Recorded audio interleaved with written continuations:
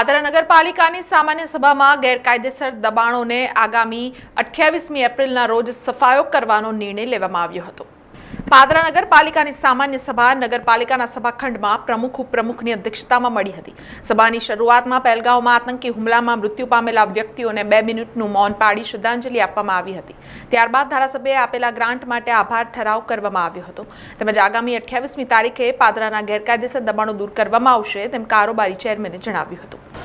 ખાસ કરીને પહેલગામના જે આતંકી હુમલો થયો છે એને આજે શ્રદ્ધાંજલિ આપી છે।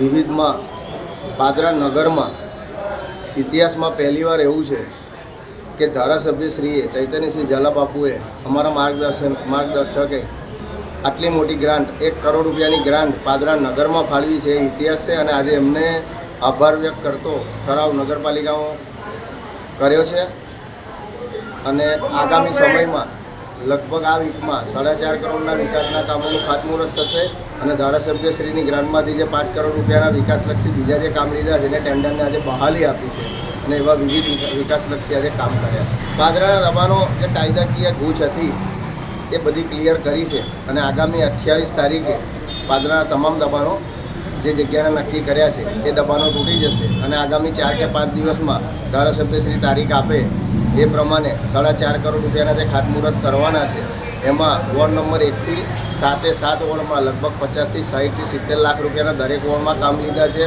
શિવપાળ તળાવનું કામ લીધા છે 60 લાખ રૂપિયાનું અને વરસાદી કાંસ જે સયાજ રેલવે ફાટકથી કેનલ લગીન જે પ્રોજેક્ટ નવો 5 કરોડ રૂપિયાનો સરકારમાં મૂક્યો છે એને પણ મંજૂરી મળી છે। સમાચારોના સતત અપડેટ માટે TNN ન્યૂઝને YouTube પર સબસ્ક્રાઇબ કરી બેલ આઇકોન પ્રેસ કરો અને અમારી સાથે જોડાયેલા રહો Facebook, Instagram અને Twitter ઉપર।